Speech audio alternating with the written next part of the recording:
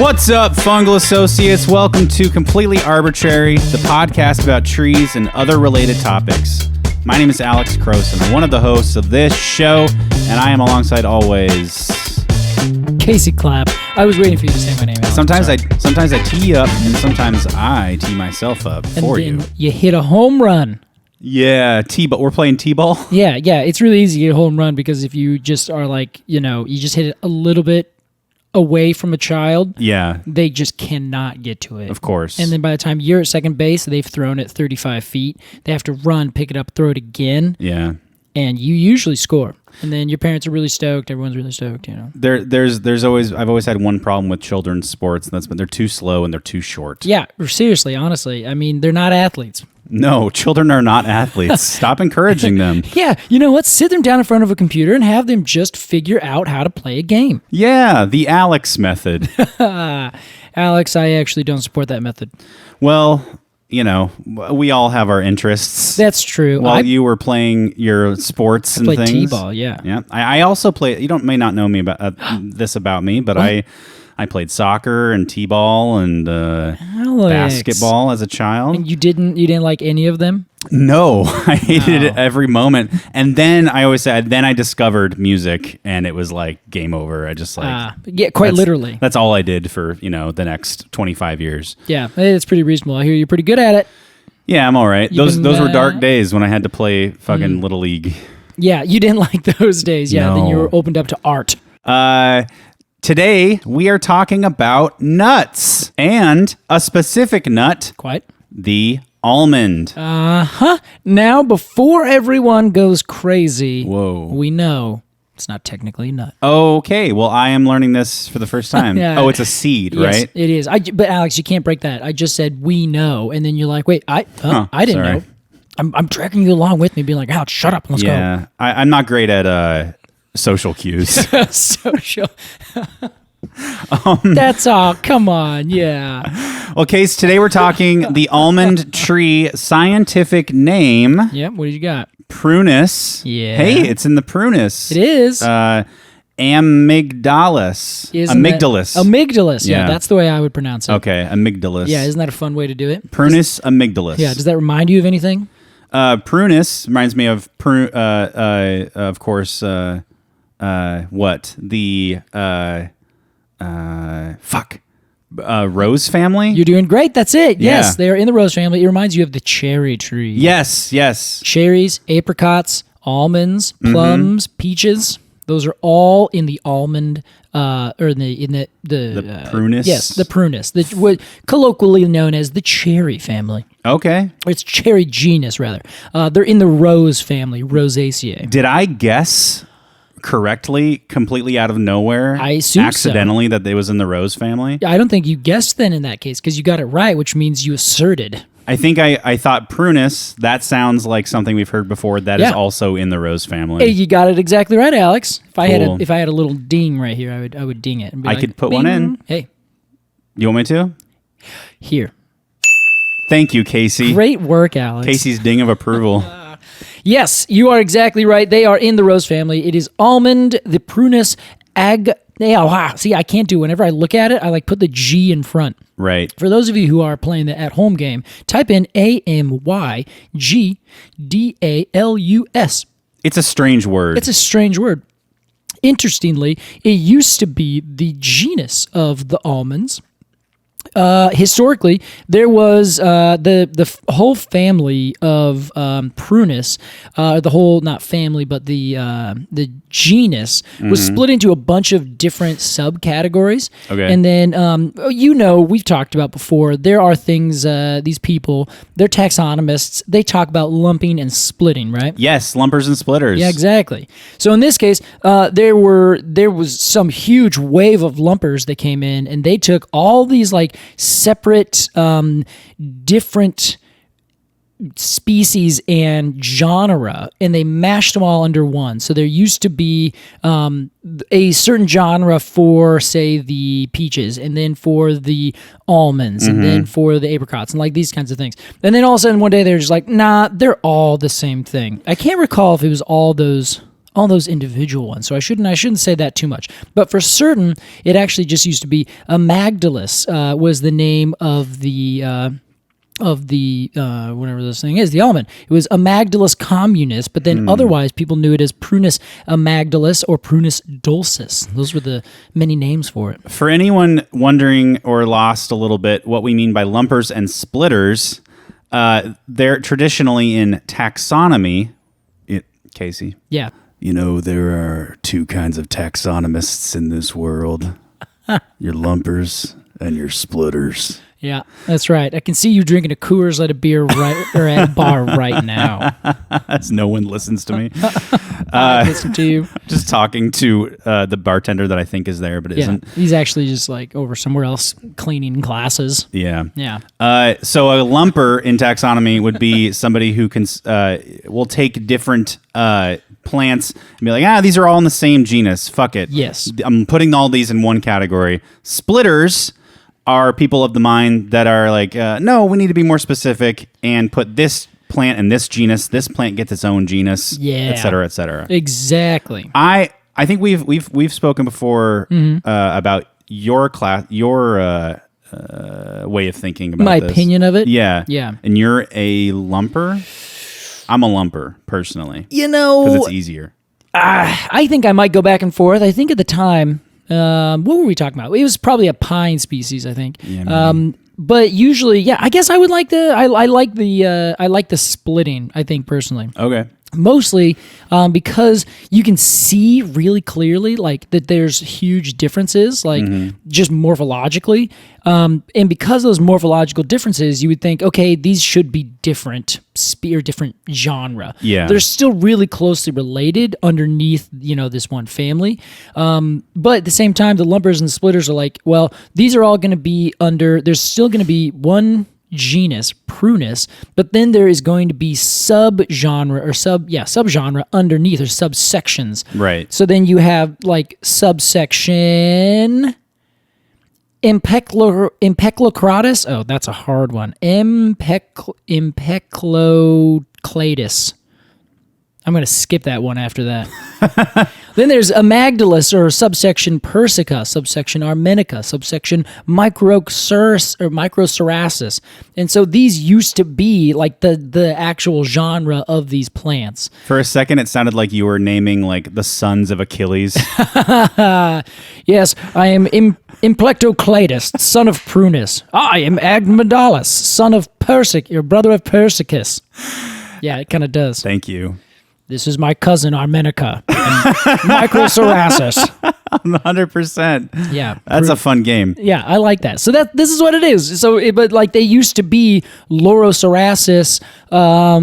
Lorocerassus something was the English cherry laurel, but now they're like, no, that is actually in Prunus. So now it's Prunus lorocerassus. Now that is the specific epithet. I just lost you, but I think that's okay because it's such nonsense. It's such nonsense. Anyway, this has all been even if they split it or lump it, it's just really like moving different things to different parts. Yeah. So instead of different genre with different species all under one, let's say in the family, they've now put them all underneath one genre, but then added subgenre. So all the distinctions and differences are all still there. They just kind of like moved them down a level. See, for me as someone kind of outside, on the periphery of the scientific community, yeah, sure. I look at this like moving a fork from the left side of the plate to the right side of the plate. It's kind of what it is, yeah. It's like, it's still there, and it still has the same number of tines. You're just you're just moving it somewhere else for no good reason, apparently. Yeah. It seems a little pedantic. Exactly. But more power to them. Their cones are their own. Exactly. Casey, let's talk about the tree itself, the Let's almond do it. tree.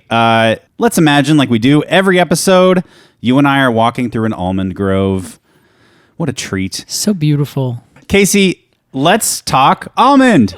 Let's do it. Alex, there are several different species of almond. Unfortunately, many of them are just completely unedible, and they're very, very small. So the almonds, there would be like Prunus mongolica, which is like a tiny little shrub. It doesn't get very tall, stays really small. Okay. There are Prunus dulcis. There's Prunus. Here, I'm going to say this one, spinosissima. And these are like little shrubs that just have a lot of like little thorns on them, and they're really spiky, and they have these little fruit. The almond that we're talking about, though, for whatever reason, grows up to be much taller. It'll be a much larger tree, but it has the same kind of shape and appearance as a normal cherry tree would, where it kind of grows up. It has these kind of like spindly branches that come out. It's not one of the big, gorgeous, like black cherries that grow on the East Coast that can be like forest trees. Right. These are the same kinds of cherries that you see growing in kind of thickets along the hedgerows and things like that. They just kind of come out. They have lots of multi-stems, some thorns here, some thorns there. Kind of an understory tree. Yeah, I'd say so. An understory tree, an edge tree, that kind of thing. Okay. So they grow to be, around 30, 40 feet tall, not too huge. And they usually don't get very big in diameter also. And they have, kind of the standard cherry-like leaf. It's a couple, maybe 2, 4, 5 inches long, something like that. And they have little serrations on the edge, which is extremely common for cherry things or things in this cherry genus. They do, however, have nice little pink flowers, the same as you'd get from a actual cherry. Yeah, I'm looking at some Are you photos. seeing some of those? Yeah, and it looks from a distance, this photo was taken from probably 30 feet away. Yeah. It looks just like a cherry tree. It does. It has, that's why now they're like, no, we have to lump this together. It is the same thing. I see. So they look and they, for all intents and purposes, are the same exact thing as a cherry tree. They have little flowers that come out really early in the spring that only last, I even read this article from 1999. There was like, they only last for a tiny bit of time. Which, if you recall, when we did the Japanese cherry, I was like, you know what? That's all they do. They just kind of go, pa-pa. Right. They spend it all right at once, and they're like, give us everything we need now. Sort of a very beautiful 5 days. Yeah, 5 days, and that's the long end of it. Usually, it's a little bit shorter than that, in my experience. But they're usually like pale white, pink, have that kind of range of little pinkish white going on. And they're usually really, really, really pretty. The big thing, of course, is after they have these nice little flowers. Well, actually, I should also end. Their bark isn't anything special. They got bark. Wow. Okay, I've never seen you be so dismissive of bark. Well, I guess these trees, they exist. They got bark. It's just like, it's kind of rough bark. Doesn't really have too much of a cherry bit on it. Doesn't have too much of anything like special. It's just kind of, bark. Is this utility bark we're talking about? I think it's kind of utility bark, but it does have a couple bits of so as cherries go, they kind of get... they have like those horizontal lenticels a lot of times. Yeah. So these have a little bit of that. They have lenticels for sure. And then as the bark kind of breaks up, they hold on to those lenticels. But it just doesn't do a whole lot. So I don't even want to say utility because I don't even know if it really does a whole lot other than not allow the tree to be dead. So I guess it's utility in that sense, but... It looks a little leprous. Leprous, like it's kind of peeling off or something? Yeah, and like spotty and red and splotchy. All right, I can get that. Not a great looking bark. Unremarkable, to say the least. All right. 1 cone of honor. Wow. I'm just joking. That's too early. You know what? I'll say this. The almond tree bark does not get Crowson's stump of approval. Yeah, it sure doesn't. Forgot the kerflunk after that. Sorry. Oh, yeah, you got to do it. But what's curious, of course, is that... But, sorry. Ka-flunk. Thank you. I think it was like ba-dunk, ba-dunk. Yeah, ba-gonk. I usually make some weird sound like that. So, tree's got a couple things going for it. It's really beautiful. It's got these really pretty pink flowers. It doesn't get too big. Kind of stays a little small. It does have the cherry kind of stone fruit appearance of a tree where they just send up a bunch of sprouts and they look kind of scraggly. They don't really do a whole lot. Yeah. Their bark is unremarkable, to say the least. But they have a very remarkable thing to them. That is their fruit. Casey, the almond fruit. Isn't it kind of adorable? Yeah, it looks a bit like a tiny mango. Yeah, it really does. That's exactly what I thought of. That's well done. Well done. Thank you. Well, so the mango, of course, is a drupe, as we had said. Also, this is a drupe, the same as a cherry. Oh, it's a drupe, huh? It's a drupe. The difference is in the cherries, the peaches, and the mango, the drupe is, in fact, really nice and big and fleshy, and it's tasty and juicy. Yeah. In the almond, it is actually more like a leather covering over the top of the seed, where it doesn't get really super big and fleshy. It's not juicy, and it does not taste very good. It does also, it is what's called dehiscent fruit, not indehiscent. Indehiscent fruit. Oh, go for it. I think Alex. I know what dehiscent Yeah, I think you do. I wasn't sure. It's one of two things. Yeah. It's either that it opens up when there's heat involved, Okay. or that it falls apart piece by piece? It is more the second than the first, but it's not quite either. Okay. But it's a broad term, so you're correct. A dehiscent cone would be a cedar or true fir, right? Where it falls apart piece by piece. You're exactly right. Now, when it's talking about when it's also used more broadly, it means that it is just a dry fruit that kind of breaks open. Oh, okay. Not necessarily falls apart, but just opens up. I gotcha. So the almond does this. Its fruit is dehiscent in that it gets dry.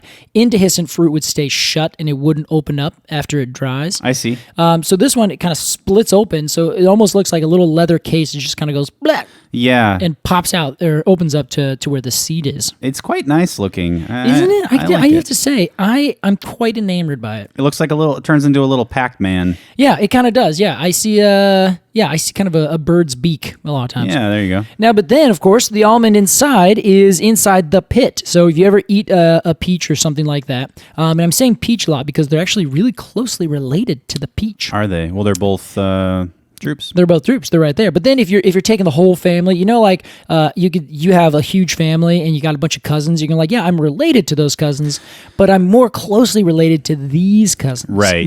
Just because of that family tree. Mm-hmm. Well, these are actually both in that same subgenus, amygdalus. Okay. If you look at the peach pit and the almond, which is essentially the almond pit, they have these little corrugations, or what they're called, all those little teeny tiny holes in there. And so those are the same for both. And then you break open that pit, and what do you find inside? An almond. An almond, a nut that is in fact a seed, as most of them are. So can I recap the anatomy of this thing? Yeah. Because there's a lot of parts here. Yeah, give me what you got. So you have, from the outside in, you have this sort of leathery skin on the outside. Yeah. That breaks open because it's dehiscent. Yes. And on the inside is a pit. Yes. We're calling a pit. Correct. That looks a little like a peach pit. Has a little bunch of little holes in it. And inside that pit is the seed. Yes. Which is the thing that we eat. That is correct. Okay. That is the almond. The official capital A almond. Or if you were in any other language, usually they don't have the A and they're just like almond. Almond. Yes. So, that's it. Okay. That is the almond. And the interesting thing about it is that this fruit that we eat, or this nut, which is actually a seed, is a really curious. And I should add, the nut versus the seed, a nut is a fruit that has a seed within it. Okay. Whereas this is a seed that is within a fruit that is called the drupe. So a drupe is to a nut in the same way that a seed is to a seed. Woof. Yeah. What's an example of a true nut? A true nut, an acorn, is a true nut.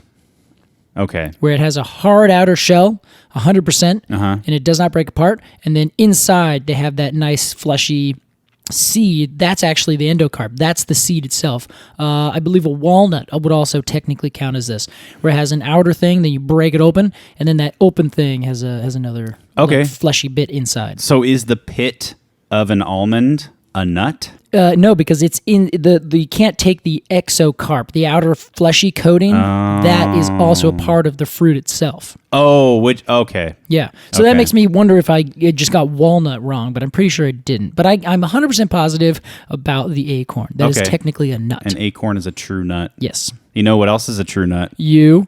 Fuck you!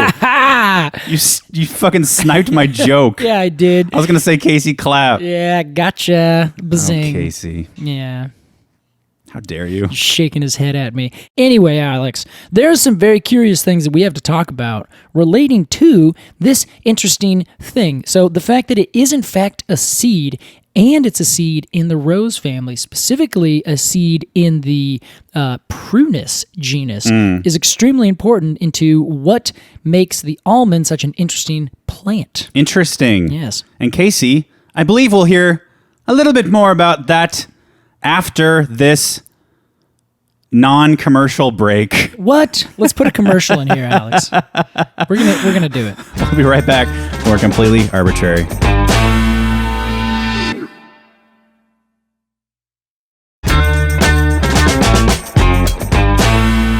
Welcome back to Completely Arbortrary. Casey, I think we got you scratching your beard on the mic. I do. Sorry, is it good?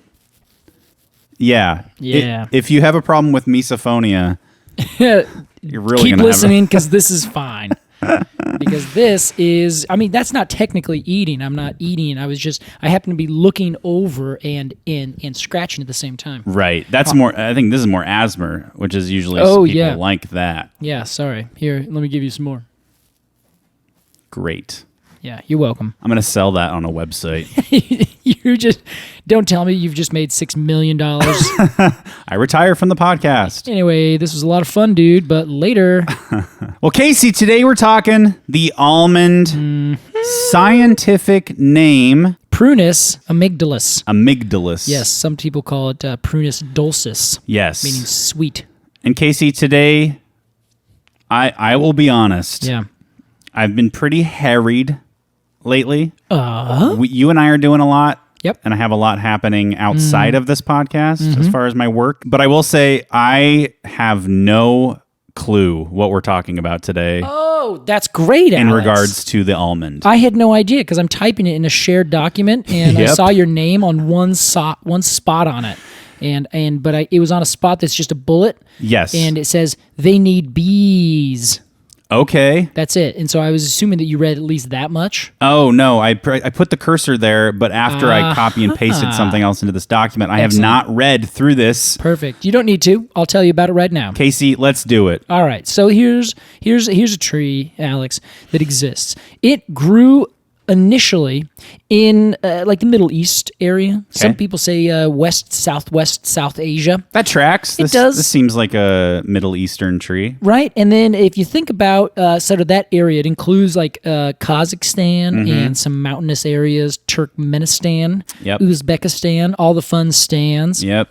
I stand for stands. From the stands come the almond, which, like I said earlier, there's a lot of different species of almonds. Not a whole lot, just enough to be like, yeah, there's many species. They grow wild out there in these little tiny little shrubs, and some are small trees. They're really pokey. But the thing that all the wild almonds have in common, Alex, is that they are extremely bitter.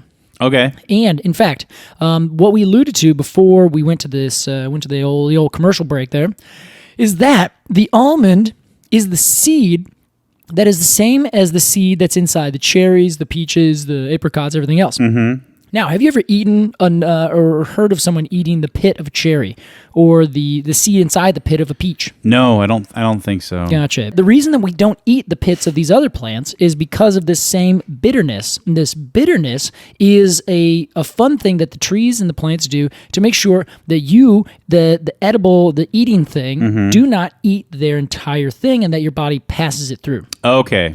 So they have what is called... So it makes it undigestible, basically. Not necessarily undigestible, more like your body's like, get this out as fast as possible. Yeah. And they're inside this big protective thing, right?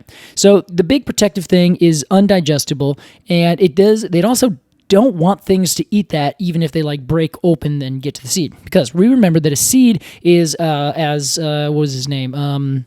Thor Hansen of the book Seeds noted that they are essentially the little baby with a lunch pail full of food, and its lunch is packed with it so it can survive going off into the wild, right? Yeah. Without its parent. So what this little guy is packed of is proteins and lipids and things that are really good to digest so that the plant can grow. It also works out that those are really good for everything else to grow and eat and love. So that's why we eat them and we think they're such good nuts. Mm-hmm. The thing is, inside this, they have a glucose. I'm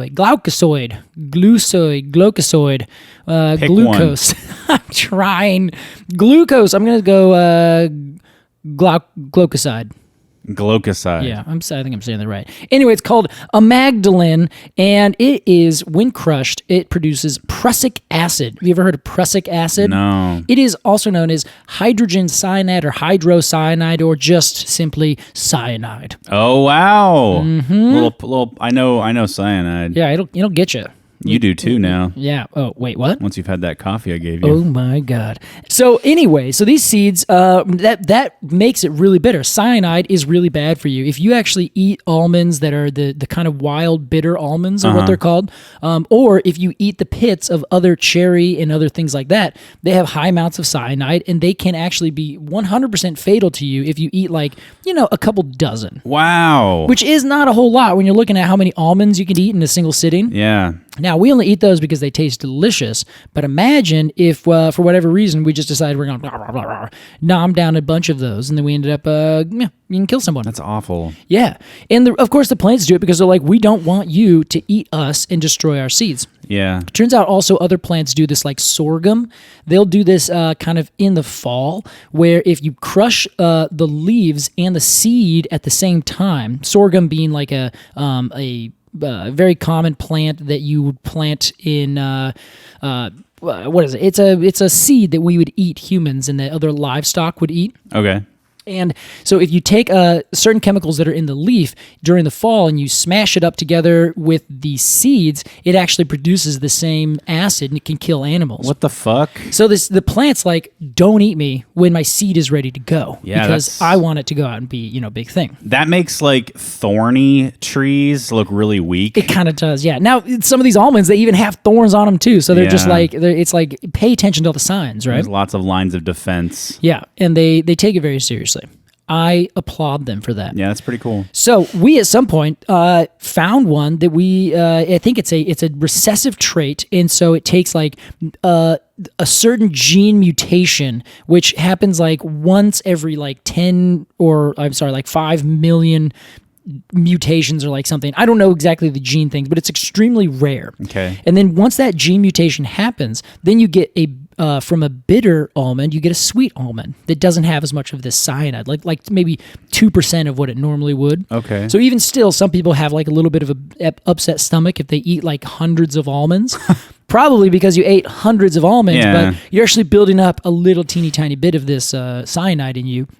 Normally your body can handle it, so it's not a big deal, right? Yeah.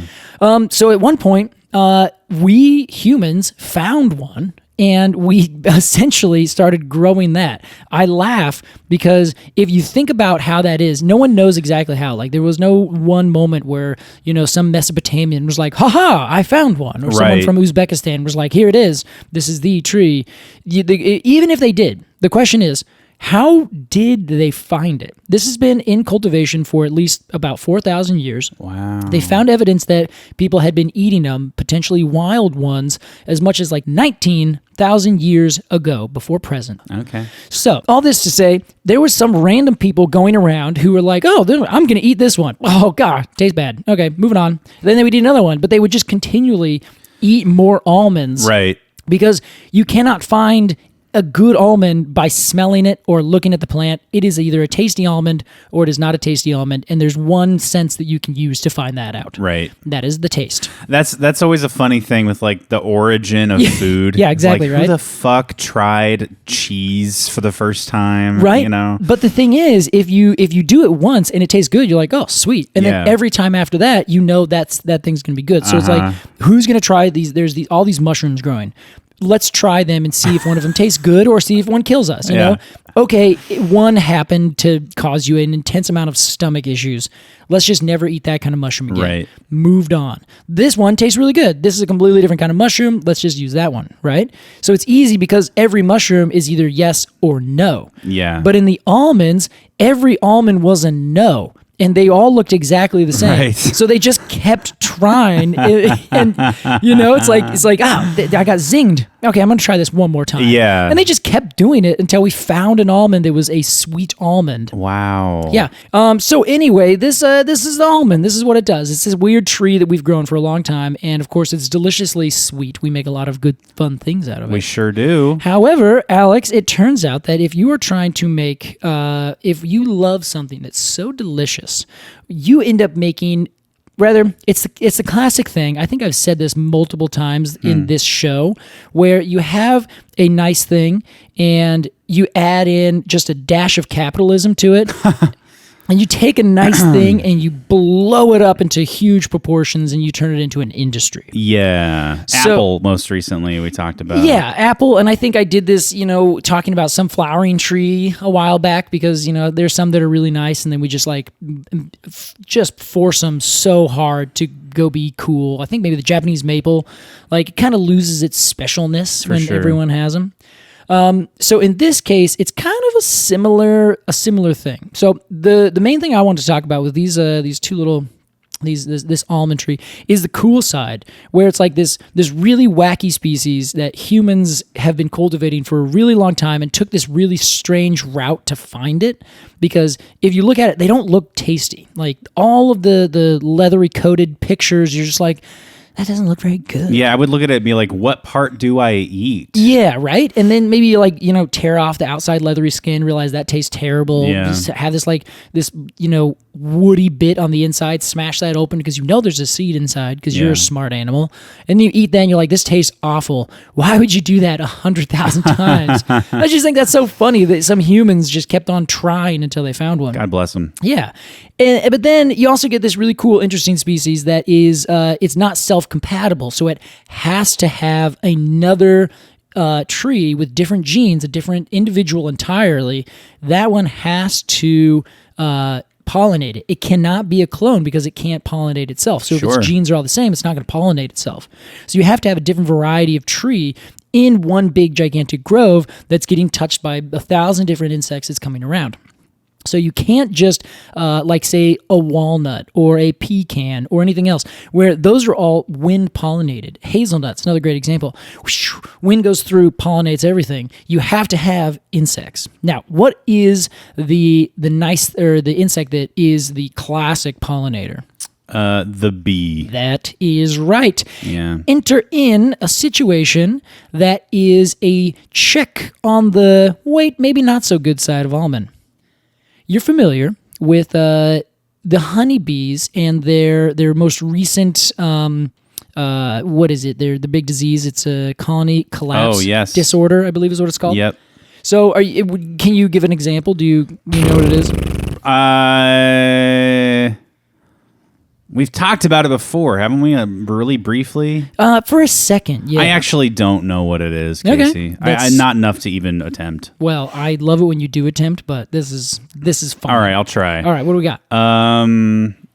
So the male bees, the workers, are the ones that go out and pollinate. The ones that deliver the cones of honor. Yeah, our little worker bees.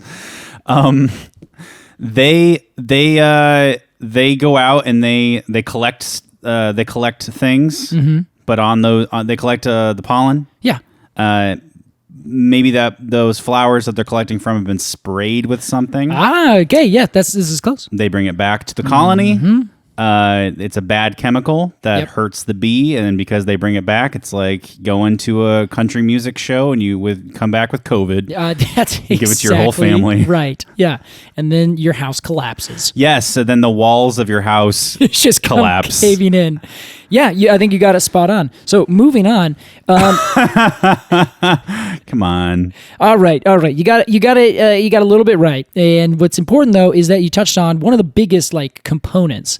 So colony collapse disorder started being reported in 2006. And then people were like, what's going on? All the bees are dying. Yeah. And everyone was really worried. I remember that in college I heard all about this, where everyone's like, bees are dying everywhere. They're the most important thing. Bees, all this stuff. Lots of clipboards being signed. Yeah, to do exactly. With bees. And so, as we talked about in the Linden episode, there was the neonicotinoids, this very specific kind of or class of pesticide that we were using all over the place, and we was killing a lot of bees. Now, we do this in these giant groves in California, and groves of almonds in California are on a massive scale, just literal acres and acres and acres and acres and acres. There's huge. I think there's a graph I saw that was, it was something like all of the rest of all the nuts combined are still pale in comparison to the amount of almonds. I think it's 2.14 billion almonds, and then there's 0.6 walnuts 0.13 pecans, and then like pistachios, hazelnuts, macadamia nuts are like less than nothing. Wow. So it's just like the amount of almonds compared to everything else is crazy. That's being grown in California. It would be, I think, in Or the world? in the United States specifically. And what's interesting about this is that they are using a lot of water to grow these trees. Right. And this has been a big deal because they're like, well, we're in this huge big drought, and a lot of these articles that we found came out in, I think, 2015-16, when there was like a 4-year drought in California. Yeah. And then I was actually at a Frisbee tournament in LA the day that the drought stopped. And it was a beach tournament, and the second day was canceled because everyone's like, this is the most rain I've ever experienced in my life. Wow. Yeah. And then after that, it kept raining, and then they ended the drought after that. And I was like, yeah, I was there. But it has been like they grow a whole bunch. And so they're using a whole bunch of water in order to create these almonds. And everyone's like, okay, well, maybe we should be using this water for something else. Sure. And then everyone's like, okay, well, this is true. Then they're like, well, okay, what else is going on with the almonds? And so I'm just like, Googling around, and they're like, well, they also have other issues. I'm like, oh, well, what other things? And the other thing is honeybees. And I was like, oh my God, this is so interesting. So we've said a couple different things that are important here. I want to wrap it all up in a nice little bow. Lovely. Okay. So you have these gigantic, like, acres and acres and acres and acres and acres and acres of almonds getting grown, more than almost anywhere else in the entire United States. Mm-hmm. And they are all using X amount of water. They're a high value crop because almonds are, you can sell them for a good price. Yeah. But they take a lot of water. So water's getting more expensive in a drought-ridden place like California, which already doesn't have a whole lot of water all the time anyway. The almonds, they cannot be pollinated by themselves. You have to have another variety with different genes in order for those things to pollinate. Okay. If they don't pollinate, they don't produce a seed. And Right. the seed is what we eat. Yes. So in order to do that, they bring in something like 1.2 million hives of bees from everywhere, 49 different states. My bet is the only one they don't do is Hawaii. And all of those bees come in on big, gigantic trucks, and they ship them in on these hives. And there are I read the term bee brokers, or pollination brokers are what they're called. The fuck? And they are like doling out bees to the highest bidder, whoever needs them, wherever they need them. Wow. So, and there's we'll link to a Bloomberg article that kind of covers this in a really good way, and they have a really cool graphic, and this graphic shows that there is like where the bees are moved around, and if it's darker green, then that's where the most bees are at any given point. And all throughout the entire year, California is like goes from dark green to black to dark green to black. And that's because everywhere has like a way bigger seasonality than California. So they bring the bees into California during like February when the flowers are just opening from the almonds, and then they ship them back across in spring to somewhere else in the Midwest or up to Oregon or over to Washington. Wow. And then they, after that point, decide that, okay, cool, now we got the bees here. Then we say, well, now it's February, let's go back down to California. And the bees never get a break. And they are in these big, huge hives. And because they're in these big, huge hives, they essentially are packed in there, and they don't spread apart and break into little hives and go on what's called a swarm, where they basically take their old queen and they're like, hey, lady, I'm getting out of here. You're coming with me. And she's like, take me. And all the bees get together, and they all go find a new cool hive, and they go chill there for a little while. And then the hive that is still there, the rest of the members are like, well, we need a new queen. They raise some non-noble drone up to queen status. That queen starts producing eggs, and then they start the whole thing over again. Wow. And so this happens in like this breaking and splitting. And if you want to know more about bees, I highly encourage, there's an ologies episode on the bees. I forgot the ology term. Anyway, look it up. It's really good. And so it turns out that colony collapse is this big thing that's been happening. They're like, why is this happening? And they did a bunch of research and found like 100 different causes, none of which are significant. They're all like these low-lying, non-lethal things that all happen at once over a long period of time that cause an entire colony. Essentially, they just don't ever come back. They just fly away, they die, and then they go back to the hive, and they're like, where's all the bees? And there's like a dead queen and some young ones that just couldn't live because they couldn't be taken care of by all their sisters. Wow. It's a tragedy. So some of that is what you picked out, which is the pesticides. Spraying pesticides for whatever else, a little bit gets on bees and then the bees die. Yeah.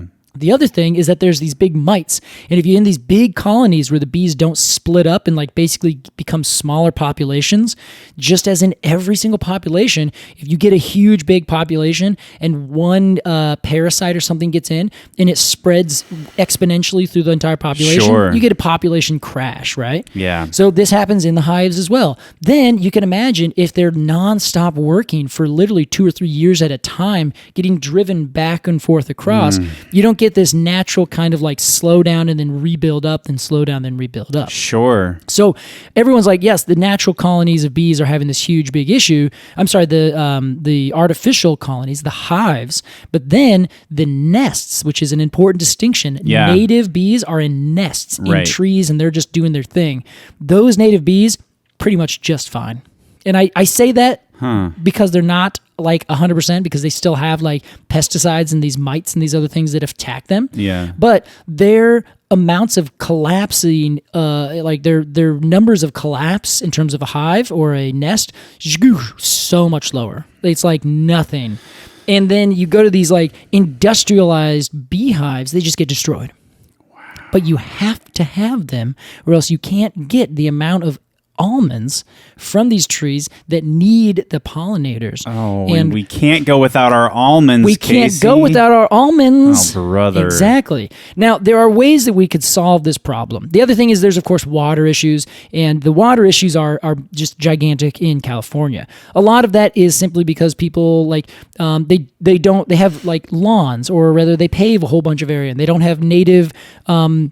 they have streams like the LA River that's just in a canal that just goes straight out. Maybe not all of the LA River, but a lot of different places in California where it was essentially like floodwaters would just go and mash through everything. So they speed up the water as fast as they can to get it out of their cities and out into the oceans or, into some reservoir or something like that, where they put it in these, actual cement canals. Yeah. Now, if they took that away and they let the water actually go back down into their aquifer underneath in the ground, get rid of half the pavement, reuse different storm water or reuse gray water. Let that go back into the ground, naturally filter itself out. Then the trees and the wells can use it again, and everything's going to be a little bit better. Meanwhile, if you were to, let's say, not have 100% of your acreage planted as big trees that you're growing on an industrial level, you're not letting anything else grow near them, then maybe if you had left some room for other native bees and other native pollinators, because bees, though they are one of our biggest pollinators, are not our only pollinators. Right. So all we need to do is actually create it's a really new concept. No one's really heard about it before. It's called an ecosystem. If we create an ecosystem around these trees, the amount that we will be producing, yes, it's going to be a little bit less. It's going to be just slightly less than 2.14 billion shelled walnuts. I'm sorry, billion pounds. Right. 2.14 billion pounds of shelled nuts. Which is like trillions of nuts. It's just so stunning. Yes. So if we had, if we allowed for other ecosystem types to come through, if we didn't industrially use honeybees, as literal drones that are these little machines, then they probably wouldn't collapse quite so much. Wow. And of course, if we didn't use so many pesticides that kill off these insects, we might have a little bit more. But we're insatiable, Alex. The wheels of industry turn ever forward or something. Until they fall right off the bus. What a depressing, dark cloud with a tiny little silver lining that will never be realized because we're monsters. I know, but man, they're delicious. I don't know. I hear all that and I'm like, fuck no, I'm not buying almonds. Yeah. Well, it is. It's rough. It's really rough. And there's a whole bunch of other issues that come along with this. So there is not an easy answer, Alex, to just say stop buying walnuts and everything's going to be fine, because this land was being, used and followed for whatever different reason. Then they said, well, it's not getting, is a higher product value for this land if we plant it with almonds or pistachios or some other nut or something that has a little higher value, rather than growing something else like alfalfa, which uses even more water. So can't we? Whatever. Yeah. Casey, it is long overdue time for our review of the almond tree. However, before we get into that, we have an almond recipe. So if after all of this you still want to make something with almonds, now is your chance. Casey, friend of the pod, Shannon Feltus. Oh, she's such a delight. Co-host of the podcast You Are That. You and I appeared on one of their episodes. Highly recommend you listen to it. And now Shannon appears sort of on our episode. I think quite explicitly she does. Shannon is a chef and a self-described plant nerd based out of Portland. Shannon sent us a recipe for an almond tart, and the photo looks incredible. You can look at that photo on our Instagram post for this episode. And she had a few things to say about it, so let's hear what Shannon has to say. Hi, guys. Thank you so much for having me. I am so excited to share a very cool recipe that is near and dear to my heart for a few different reasons. So I'm really stoked that I got to share a recipe that has to do with almonds, because almonds are special for so many reasons. The first thing I think of for almonds is a childhood where a treat was a Jordan almond, which is like a hard-shelled, candy-coated almond that most people know from like weddings and things, but I just love the flavor of almond is so unique and special.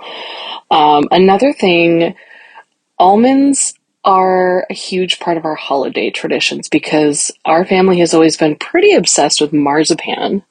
And some people might not know that marzipan is actually a confection that is almond meal, sugar, sometimes honey, almond oil or extract is in it. It's usually made into sweets.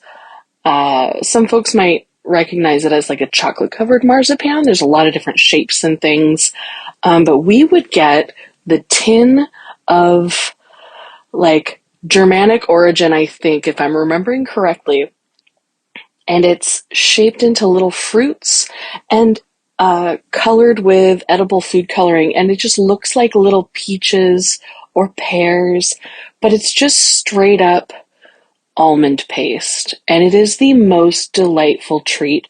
Almond has such a subtle, unmistakable flavor. And that taste or that smell of almond is a memory for me. And memories and food really go hand in hand. So for me, the tart that I made for you guys has both sliced almonds and a creamy center that's made from cream cheese and marzipan or almond paste. Either one will work. One's a little stiffer than the other. You can find them basically at every grocery store now. It's become kind of a more common ingredient.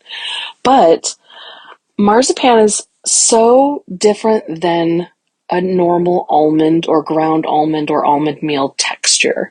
So it's just really unique and really special. But the combination of both of those is like double almond power. And it's just so simple.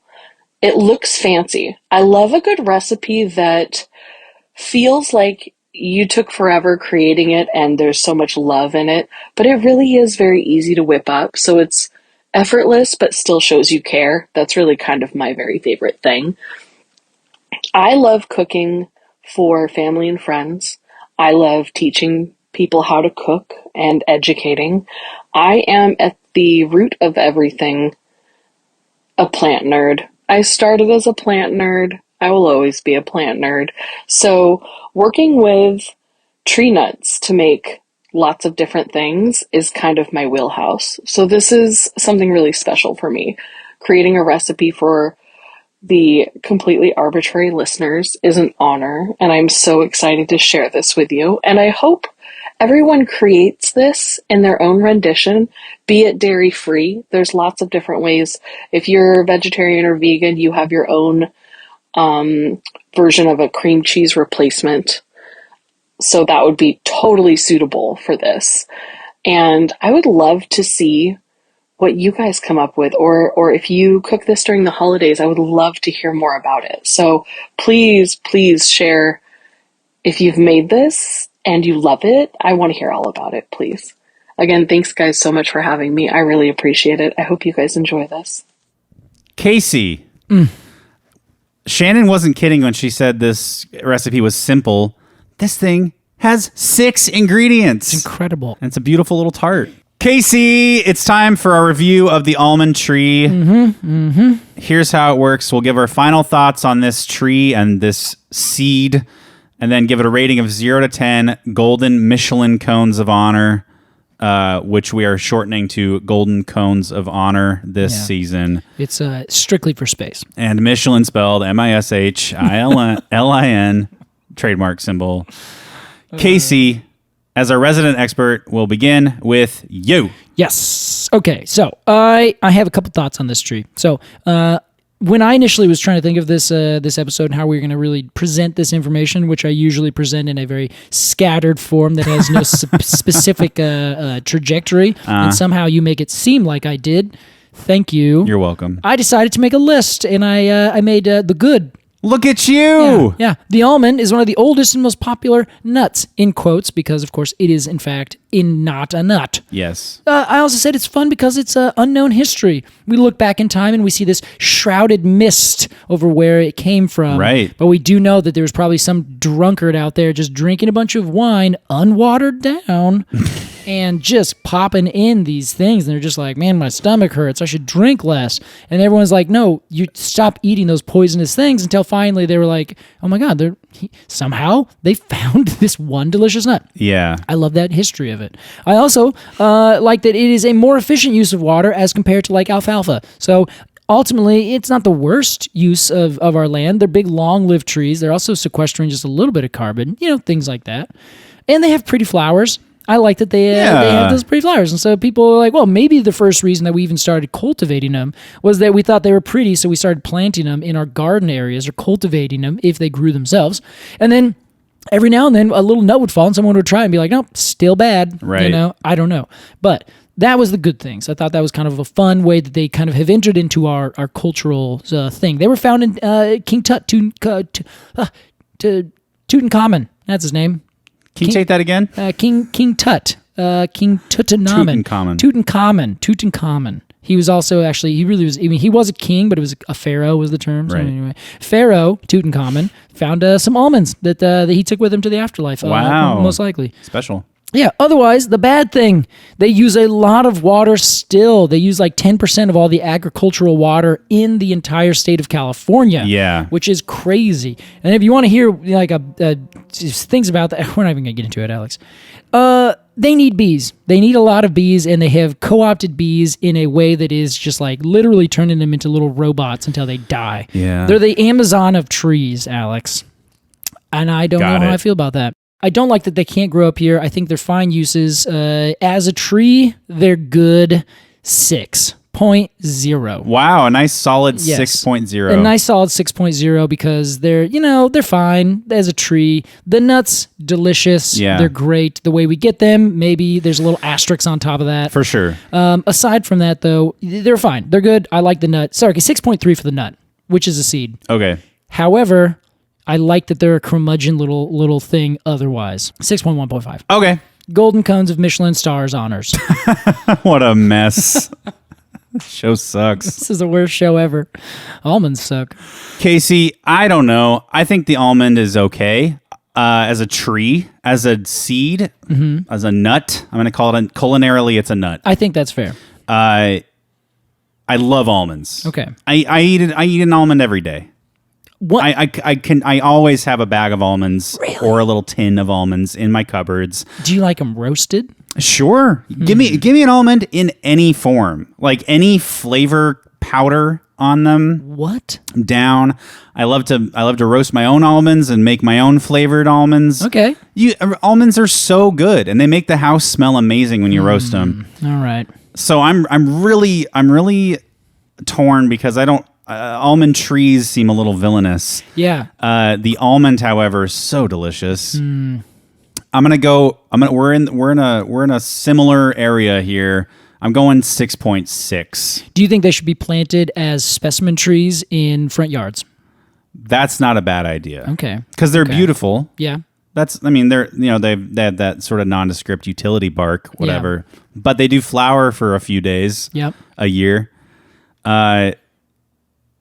And you could actually, no, I take it back. No, I don't think it is a good specimen tree. No specimen tree. No. 6.6, but no specimen. Yes. 6.6, no specimen tree. Strictly in the side of your yard. No stump of approval. Overgrown by some other tree. Yeah. I mean, I think they're best in a grove. Ah, yes, in an orchard. Yeah. That was our review of the almond tree. Mm-hmm. Casey, it's time for a segment. Casey, when tree news breaks, there's only one source Completely Arbortrary turns to, and that is the Fungal Associated Press.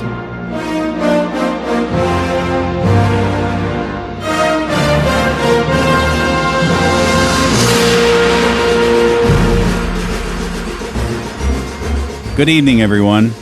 I'm Alex Crowson. And I'm Casey Clapp. Our top story tonight comes from livescience.com/origin-of-landlocked-mangrove-forest-Mexico. Casey. Thanks, Alex. I sent you this article a few days ago, and it's very interesting and very intriguing. This is titled, Mysterious Mexican Mangrove Forest is, quote, trapped in time, hundreds of miles from the coast. According to the article, Casey, it says it has been hiding away for 125,000 years. Oh my God, I love Casey, have you read this article? I have read this article, Alex. I have also read this article. What do you think? Let's do a little breakdown of what happened here. A mangrove mangle was found hundreds of miles from any saltwater. Casey, this is a freshwater mangrove mangle. This is the big breaking news to me. Yes, you're right. Rhizophora mangle, the red mangrove, only grows in saltwater, or so we thought. Or so we thought. Until we found this 150,000-year-old mangle of red mangroves growing in freshwater. Yes, not only that, but it is landlocked. So it's actually inside an area that has no access. It's several miles away and several feet above sea level. Yeah, which means 30 feet above sea level. Yeah, which is stunning because you're like, well, how did these trees even get here? Number one. Number two, how did they survive? Right. So essentially what they did is they went through and said, well, where these trees come from. And then they figured that out. They said, okay, if the trees are about this, where they separated from their other kin about 125,000 years ago, where were the seas 125,000 years ago? And it turns out that was in the interglacial period between the last two ice ages. Or is at the very end of an interglacial period, which essentially means that the ice was at such a certain level that those sea levels were at a different level also. Right. So at this point where the existing interior grove is, that used to be a coastline. Yes, that's so fascinating. That was so fucking long ago, too. Yeah, it's a long time. It was way before people were hanging around, at least looking at these mangroves. Yeah. So, but it's kind of stunning that they're still there. Apparently that they almost got destroyed by a development. Right, and they adapted to living in fresh water. Oh, I think that's probably the coolest thing is that these trees are, this is like the classic evolution, right? Where everything's exactly the same, but this one big geological thing happens, it cuts off this one grove, and then they adapt for whatever reason, however they do. Now, if you just keep on letting this happen, now these genes are just within their own little population. If you give it another, say, million years, you might find yourself with an individual species of freshwater mangroves that only grow in this area. Right. Then you got to figure out, well, how do they disperse? And then they might have some new mechanism that develops that then they can find a way to move around and actually propagate themselves in other places around different freshwater ecosystems. Sure. And I think that is fascinating. The other thing, Alex, that this article notes is that there's other species of animals. Yes. They got caught in there, like turtles and all these other fish and things that normally would be on the coast that now are inside this landlocked area. This was my favorite revelation from the article, that there's a little ecosystem there. It's like an impossible ecosystem. Yeah. Like these things should be in salt water, and here they are. It's you know what it's like, Casey? What? This is like I mean it's almost like literally like time traveling. Yeah. You can walk into this mangle and it's like you're time traveling, because correct me if I'm wrong, but like this is all these plants and animals are from a different time. Yeah, the different time, different place. That's so crazy. I think that's a beautiful way to put it. It is a beautiful sentiment. Yeah. But now this is what news should be. I love when news is like this, where everyone's like, hey, we figured out this really interesting thing that's very fascinating. Yeah. And here's how we know. And so the botanist who I guess discovered this anomaly is named Carlos Borello. And Carlos said, I used to fish here and play on these mangroves as a kid, but we never knew precisely how they got there. That was the driving question that brought the team together. So I love the idea that this guy was like, oh yeah, we never put that together. Like, why the fuck are all these trees here that should be 50 miles that way? I love that. And that also is nice that he, as a child, has created his future, and that he had a childlike question that he never quite thought about, but he had a good time playing on these trees, and then he's like, well, I got to figure this out now. It's like an origin story. Yeah, it totally is. That's all we have for this edition of Fungal Associated Press. I'm Alex Crowson. And I'm Casey Clapp. Until next time, good night and good luck.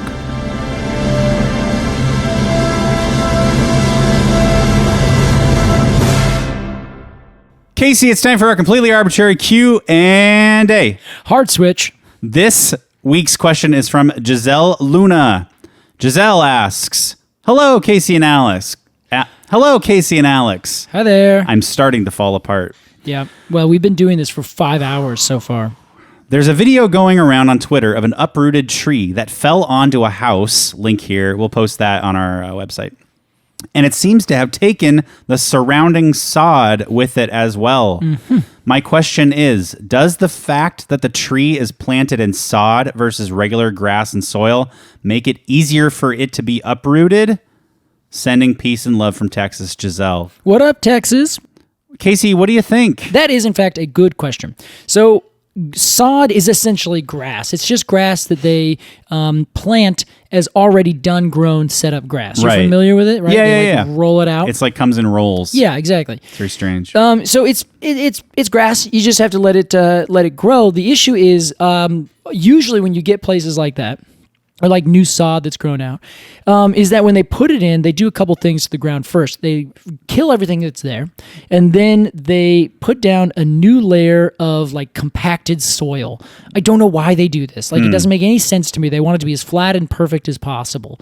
So they put that down. It looks just about perfect. They actually compact it, which is the opposite that you want to do to grow anything in soil. Right. And then it needs oxygen down there, right? Yeah, exactly. You need oxygen and pore space for water and on air and things to go down. And also so the roots can grow down. You know, if you're trying to push your fingers through a dried, like hard soil, it's going to be a lot easier than if it's really airy and wet and moist, so you can just kind of push your fingers right through. Yeah. So it's the same for roots. They have to work to get down there. So these little plants get put on this little really hard compacted area, and then they plant a tree in there.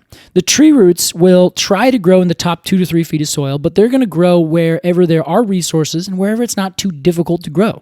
So a lot of times that compacted soil layer makes it really hard, again, for the tree roots to grow down. So they try to put the roots down. They can't do it, so they just grow wherever it happens to be, fairly easy while they keep working on it. And then they just never quite get their new roots down into to the deeper soil where they can really anchor themselves. Yeah. So then all the roots are at the top. They have this nice big mat. They're interconnected with the roots of the grass. Then the tree blows over because it didn't have a very good place to grow. And then you have all the grass come up with it because the tree roots grow really shallow at the top layer of soil, which is also where the grass is growing. So that's a weak foundation. You're kind of setting the tree up for failure. Yeah, you're setting it up for failure. Yeah, Bummer. And that's if the tree's growing in a place that does not have a good amount of soil volume, both in depth and in width and space, then the tree's just not going to do very well. And if it does do very well, it's just going to grow up and get as big as it can, and then inevitably it's just going to be this massive big thing with no foundation at all. Bummer. And if you plant it in the streets, in like the planter strip area or in a landscape like this that's just completely not natural, then you end up getting the worst of everything, where it's like compacted soil. The soil is essentially the fill that they grubbed off of the road when they just decided that, okay, here's where the curb's going to be. Take all the rest of that stuff and throw it over in this little area between the curb and the property, and then put a sidewalk over the top of that. And then when you're done, let's plant a tree and fill the top area with a little bit of dirt, and then we're going to call it good. I see. Looks good, but it is in fact not good. So the tree knows that, and though we can act like it looks nice, the tree's just going to be like, well, I have no feet. So as soon as a big wind comes, which, if there is a hurricane, like is wont to happen in some places of, say, eastern Texas, That's right. then you get trees that are just going to topple over. I don't know if this video takes place in Texas. Yeah, I see.